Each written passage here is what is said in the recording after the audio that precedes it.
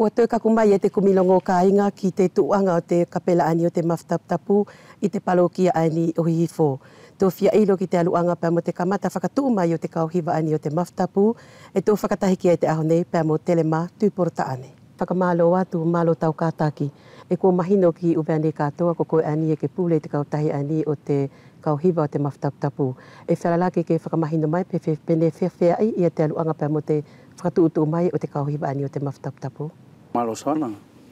Ne ko te kauhiva ani ne kamata mai e o kauhiva mahani a lele nei, ne hingoa ia ki te mafuofa. Pene i daluanga e mataku tau haupe o misa mai ki te maftapu, i tō moea ki ae ne whakahokoa i tō misa Dominika, ne whakahoko mai ki a lele nei, ki te hae ngau parangi, ke na tō ate aina, i tana tō ngaue, i te ahtapu. Ko i la aia ne whealai, ke au tō ai i te whakaukau aia, kau hau o kore ki te kauwhine mātua, ke mato kauhiva, ka e au tō e tāna ki mai, i te kauwhine mātua ae, ne mahino pau ki au, ne mahani anā tō i te hiva kātiko, mo hiva i tō kauhiva. He ka TALANOA kauhiva, ku mahino lepe ka tātou, ko te whaingai o te tōtonga te misa, i te ke muri i whakalelei, mo muri i whakamaratoloto, e te kāinga furi e nofo i te lato ekarisia. E more ko he konga, ke tō mo puri temi, mo whakatō te temi kailo.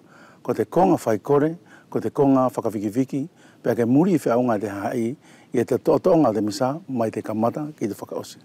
Pea e whewhi ai la Telema mo ka koto hanga o te tui hako tō misa Dominika. Ka teo he misa o te kautahi o te maftapu, pea i mua e tānaki i te kauhiva, i nā tau ae e nā tau i loi whiaunga, i tau kātiko o te Dominika aia. E more wheala ia ke autua ke i autokotai, me marisio, o mai o whau te polokalama. E au mai i nā tau ae e wheala ke matou whakatahi i te polokalama, ko matou alu nei, ko aho e toru e matou ako hiwai. Ko te whiri e wha, mo te whiri e nima, mo te whiri hano, kai whakamānawa te moe aki, ke mānawa lelei, ke aho tapu ke kātoa lelei tau leo. Tōna uhinga la Telema, i tako tō nofo ani, ko tō hō ki te uwhakatutu uwhakapalokia o te ukauhiva o te palokia ani o hifo.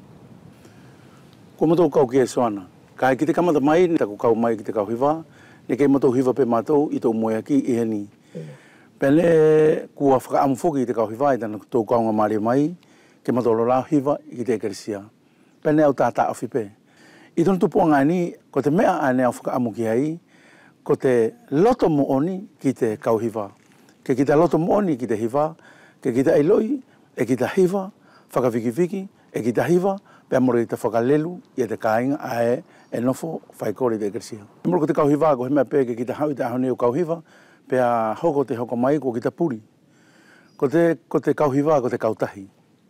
Pea ko te kautahi mauhinga, e ko tātou a e tau whakawhaikorei i te kāinga, i te Dominika, Lorotonga, i tōtonga te misa. Pea ko te tahi konga ne au whakaamu pea au ki ai, ke mahino i te kauhiva mātou maftapu. Ko te uwhahinga tari o te misa, o tōtonga te misa, e more tonu pea ia ke matou whetongi i tō matou lota whaiwhaitariha. E iai te tohi o te liturisia, ne whakatutu e tū tari, e Monsignor Karve, pea Monsignor Risio, ko ia pe a tonu ke matou muri i. More ko he maua, pe ko he kauhiva ke nofo pe ki ipoko i mea, o whai hana tō i au whahinga tari, ka o tō kehe mai tō tari o te misa. E tonu ke matou tari pe matou, ki tō tari a ko whakatutu whakaekerisia, ka matou whaitariha pe tōna whetongi, pe ko hana whasi. Pea e whewhea i e te putuani o te whakalatina Telema. E whainga fua te lau te whakalatina, ka tonu ke ki ta palalau ki helea e ki ta mahino ki ai. Ko ia e ko te uhi whakalatina pe matou hiva, ko te uhiva e tapua ki, e tantu mergo, pea ka kua matou tō i tōna whakauvea, e sa karameta tapu. Ko te whainga aia, ke auana a tō kehe he tahi e mauri whaikore i te lato ekerisia, mo te temi a hiva i te whakalatina, e hiva pe whoki te ngutuia, ka tonu whoki ke alo i te whakaukau, pe ma te mafu. I te nofola ania koutou Telema, ke koutou tauhipe, ta koutou umisa ai te umoeaki, o whewhi mo ta koutou umisa lewa ani e tuku mai te uwhakatutu uwhakapalokia i te Dominika. I te lakanga nei e tai hau pe te presbitereo e mo tana whakatutu, pea mo whakalongo ki te komite pastorale o te temia ia. Kai te lakanga nei, ko te whakatutu o te Patere Suni i tana tau mai ani, ke misa ke whaingai, ke misa i te maha afuri i te ukapela. Ko te atonu tupuanga. He afio i te Eukaristia i te ukapela.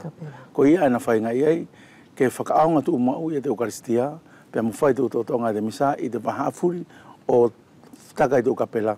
Ko te kapela lani o te mawhatapu, ko te matau aha misa, ko te whirianima.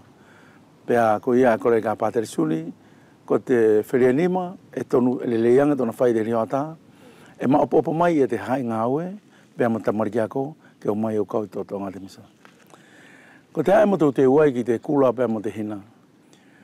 I te mafu o te atua, ne huki i te koruse. Pea tawhea i te toto, pea vai. Ko te atu nau hinga. Ko te toto, ko te manama ofa i a te atua, pea ko te vai, ko i ae furu e te toangala. Ko nā lai e te tupuanga, o te whaingai, i te vai, uhinga vai, mo te uhinga masiva a te tō Māori whakalau Māori e, ne whaingai ai, ke mato taupau pe i te teu ani, ke hina pea kula. Telema koe ni ko katoa ia te ukonga furi nao fia ilo tuki ai o hinga pea mo te Māori o te kauhiwa ani o te mawhatapu ani ke taki ki ai. Pea ko te alai e tau whakaamu pea mo tau si o Telema ki te aluanga pea mo te hoko atu o te Māori whakalau Māori o te kautahi ani o te mawhatapu pea mo te kauhiwa te temi kāhao. E mahino le pe ka tātou furi e ku whaingata a te temi. Kai more tau nofo e te whaingata a te temi e tonu ke tau whaihana o pure aki. E tonu ke tau whai korei i e te uwhaingata a ia. Ko ia e ko te whakaamu ki tau whanau pea mo te tamai pea mo te whae. E iai i e te vai tau whilawe pea moia, angela ko tau whainga mea ngāu whau, kua tau whilawe pea moia, kua taka mo tau whanau, pea tuku i tau lota whare, kua lelua i e te temi tau mori whai korei. Ko ia e whakaamu pea au, ke mārohi tu mau i e te tamai pea mo te whae, o whai e tana ngāu e whakatamai mo whae, a ko te whakahino i e tau whanau, ke kamata mai pe, mai te Māori whakalau Māori e, pe hoki tuku muri lewa, ki te Māori ai te hawhuri, ki te hoko atu tona pongpongi. Whakamalo lahi atu Telema Tuipolota'ane ki te aluanga o tau ofa pea mo tau tari lelei foki i te ukonga furi nao fia ilo atu ki ai. Yo, whamalo te Soana. A manaki kāinga kua katoa atu i te aluanga pea mo te kumilongo ne e whakahoko mai ki te potu ani o Telema Tuipolota'ane o hinga pea mo te kauhiwa ani o te mawhatapu. Ke manu ia pei te aluanga pea mo te hoko atu tana tō ungawe tana tō parokia, kai tā whito ki ana tō furi e tā piki ki te kauhiwa ani o te mawhatapu.